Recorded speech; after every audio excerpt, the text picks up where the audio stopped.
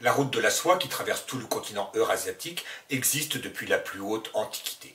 On n'y transportait pas seulement de la soie, mais toutes sortes de produits d'Orient, du musc, des pierres précieuses, de la porcelaine, des étoffes, du jade, de l'ambre, de l'ivoire, de la laque, des épices, des métaux précieux, des armes. Mais le produit le plus emblématique reste la soie. Les Grecs et les Romains, depuis le IVe siècle avant Jésus-Christ, connaissaient le pays des serfs, c'est-à-dire la Chine. Je fais remarquer d'ailleurs que le mot sériciculture, qui désigne la culture de la soie, a la même racine que le mot serf. Et au début de l'ère chrétienne, c'est-à-dire au 1er siècle après Jésus-Christ, les Romains achetaient la soie aux Parthes. Mais la route de la soie se développa une première fois sous la dynastie chinoise des Han, qui régna de 206 avant Jésus-Christ jusqu'en 220 après Jésus-Christ. Et les Han ouvrirent le commerce de la soie, qui était jusqu'à présent un monopole d'État, parce qu'ils avaient à faire face à des invasions de nomades barbares. Ils devaient donc se défendre. C'est pour se défendre contre tous ces barbares que fut édifiée sur une très longue période la Grande Muraille. Ayant besoin de trouver des alliés et d'acheter des chevaux, les Chinois ouvrirent donc le commerce de la soie. Cette route de la soie connut un nouvel essor sous la dynastie des Tang, qui régna de 618 jusqu'en 907 après Jésus-Christ. Et enfin de nouveau, et peut-être encore plus, elle se développa sous l'empire mongol de Gengis Khan au XIIIe siècle. Car grâce à cet empire, toute la route de la soie se trouvait sous la même domination mongole. L'un des personnages les plus connus qui arpenta cette route de la soie, c'est Marco Polo. Son père et son oncle étaient allés jusqu'en Chine, où ils avaient rencontré Kubilai Khan, qui était le petit-fils de Gengis Khan et le fondateur de la dynastie chinoise des Yuan. Et cet empereur leur avait proposé de leur accorder un monopole du commerce entre la Chine et la chrétienté. Et en échange, il demandait qu'on lui envoyât 100 savants et artistes du monde chrétien. De ce côté, le pape pouvait voir d'un bon œil cette alliance avec ces peuples qu'on appelait Tartares dans le but de lutter contre la menace musulmane.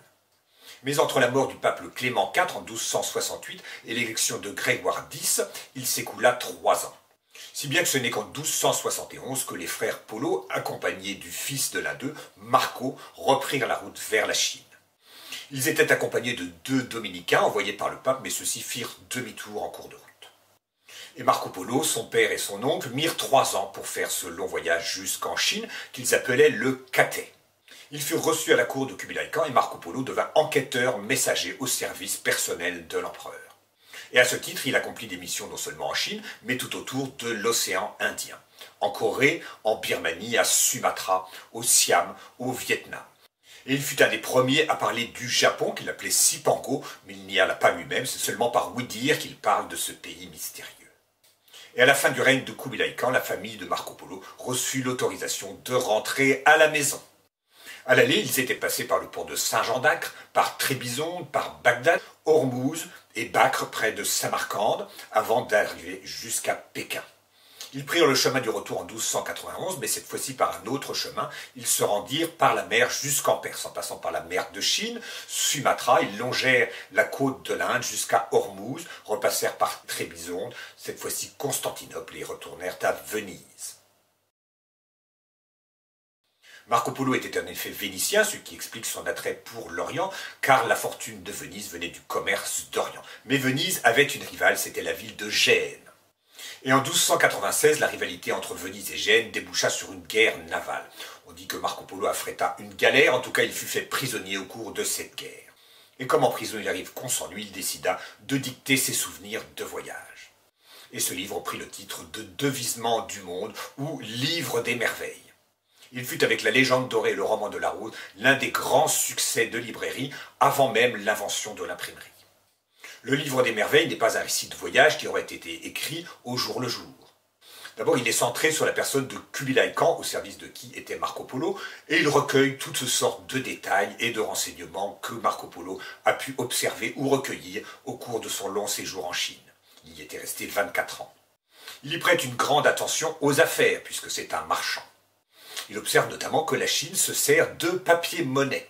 Seul l'empereur a le droit de détenir l'or et l'argent. Les particuliers sont priés de déposer ces métaux auprès de l'empereur qui leur délivre en échange des billets de banque. Et Marco Polo s'intéresse à tout ce qu'il voit, les habitants, leurs coutumes, la faune et la flore, toutes sortes de curiosités.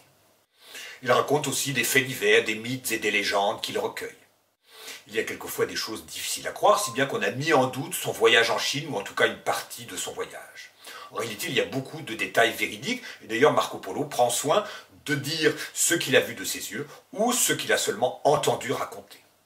Il y a certes des détails difficiles à croire, surtout dans les créatures qu'il décrit, mais il faut dire que dans ces voyages lointains, on découvrait des animaux qui avaient l'air eux-mêmes fabuleux, comme par exemple la girafe ou le dragon de Komodo. On peut aussi découvrir des détails un peu fabuleux, surtout ces voyages en Orient et en Extrême-Orient, dans les récits de Sindbad le marin, qui sont aussi la route de la soie, mais la route maritime tenue par les musulmans. Mais les voyages de Sindbad le marin sont des contes. Le récit de Marco Polo, lui, est bel et bien un récit de choses vues, et il est certain qu'il est allé jusqu'en Chine. Marco Polo avait mis 3 ans à aller jusqu'en Chine, et il mit 3 ans aussi à en revenir.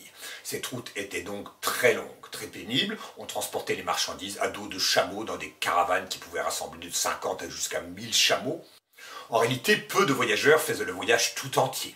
Il y avait une sorte de relais et les caravanes faisaient étape dans les caravansérails qui jalonnaient le parcours. D'autre part, toute cette Asie centrale qui était traversée avec un climat très rude, torride en été, glacial en hiver. Elle avait été surtout praticable au moment où l'Empire mongol avait fait l'unité de tous ces territoires.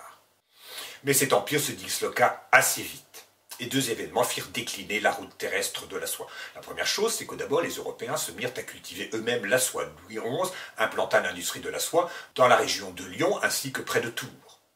D'autre part, en 1453, Mehmed II, sultan ottoman, prit Constantinople. Toute la route de l'Orient se trouvait donc aux mains des musulmans. Si bien que dès le XVe siècle, à l'initiative de Henri le Navigateur, fils du roi de Portugal, les Européens se mirent à chercher une autre route de la soie, une route maritime cette fois. Ce qui déboucha à la fin du XVe siècle et au début du XVIe siècle sur les grandes découvertes. Il est remarquable de noter que la dynastie chinoise des Ming ressentit le même besoin. Et elle envoya un navigateur, elle aussi, en sens inverse, vers l'Inde et vers l'Afrique, l'amiral Zheng He. Tout cela a encore un rapport avec Marco Polo, car l'Atlas catalan, qui fut publié en 1375, intégra des renseignements fournis par Marco Polo, notamment concernant l'Asie centrale et l'Extrême-Orient, et même l'Inde. Et dans cet Atlas catalan, eh bien, le Cathay est bel et bien mis à la place de la Chine, ce qui accrédite la véracité du voyage de Marco Polo. On trouve aussi la trace de renseignements fournis par Marco Polo dans la mappemonde de Fra Mauro, en ce qui concerne la route des épices et de la soie à travers la Mongolie. Et le souvenir de Marco Polo inspira des navigateurs comme Vasco de Gama, mais aussi Christophe Colomb. Christophe Colomb possédait un exemplaire du livre des merveilles, le devisement du monde, qu'il avait d'ailleurs annoté de sa main.